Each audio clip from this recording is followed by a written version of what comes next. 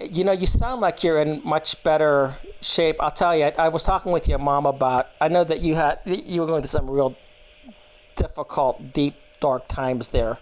And I mean, I was concerned for you. And I said, I was like ready to call and say, hey, Kash, because it looked like you were in such a position that I was just hoping you were going to still be around in the morning. And I hate to speak that way, but I mean, that's, sure. But I mean, I know I understand. You were struggling a lot. And, your mom addressed that whole thing about the depression, the PTSD, how you're going to be seeing your son, and then COVID hit, and then they never brought it back up. And, we don't hear the other side of the story. And that is a tragic shame. It's a crime. It's another criminal action. And I'm sorry, but our states are involved in this stuff. And when you talk about the destruction of the family, that's how you destroy society as well. That's how you reorganize society. Anybody that is concerned about families, children, grandchildren, stability in our society should be addressing this issue. And our state is the number one perpetrator of crimes against families.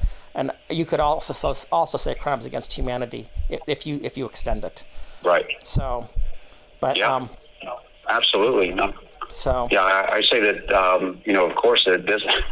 I mean, from 2016 till now, I mean, my views on things have certainly evolved to a broader scope. As I've been far more analytical about what the states are doing and how they're doing it, and the federal government is fully supportive of this.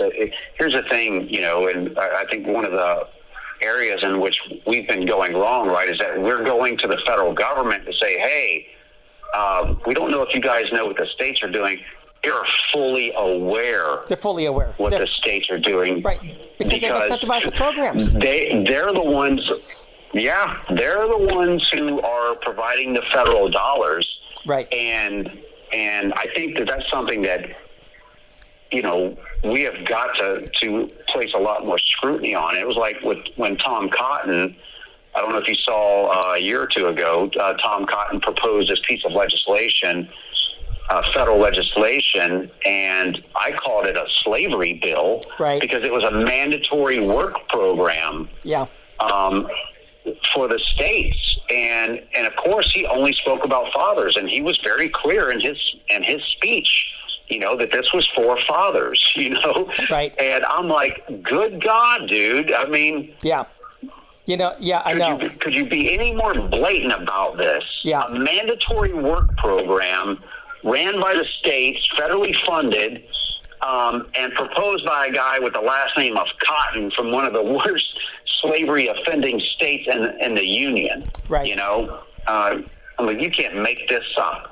Right. And I wish to God I could have talked to him to his face about that bill and how idiotic it was. Yeah. But he's an attorney, and I'm pretty certain that's he went to Yale or Harvard Law School, so I believe that he's part of the system as well. So, and it's a shame because he should know how attorneys. I think he should know how it impacts military readiness, and he should have known if he were any type of an officer in the military, he should have seen it happening to his own troops and said something is wrong here. I mean, Rubio has this thing he's trying to put out that basically has child support from conception. And then now there's a couple of people in Texas that are trying to put forward the bill. I'm going to be speaking with one of them, and he's a friend of mine. I don't think he realizes how bad this stuff is. I think that these people think that they're doing a good thing, but they have no clue. Or right. I don't think this guy in particular does. I mean, there are some people that I think absolutely do, but I don't think he does. And, as Republicans and everything else, because he's a Republican, he's actually sabotaging his party. He's destroying his party. And people don't realize this. There was another article that talked about, in 2021, about how the single moms and single dads vote blue.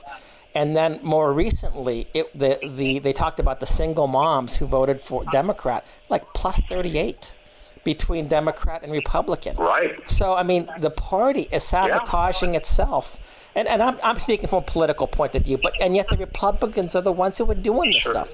It's kind of like they're taking the bait that you have 1 minute remaining. Hey, I'm going to have to say Hey, we've got 1 minute here just to let you know.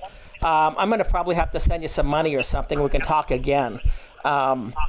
So I'll talk with Sarah or Paul. But I just got the 1 minute warning, so I just wanted to give you the heads up on that. Yeah, well, I wanted to. I don't know. Did you get a chance to hear that poem that I wrote? I did. Did you hear it online? Absolutely, I did. Yeah, I was going to ask if you could put that to something for me. Maybe do a montage or something with that. Absolutely. I'll do my best with it. You're going to have to give me a little bit of time just because of the stuff I've got so much stuff to do, but absolutely. So, no worries, bud. Hey, okay. Kash, love you, brother. Good talking at you, buddy. Hey, love you, man. Talk with you later. Thanks. Bye, Kash.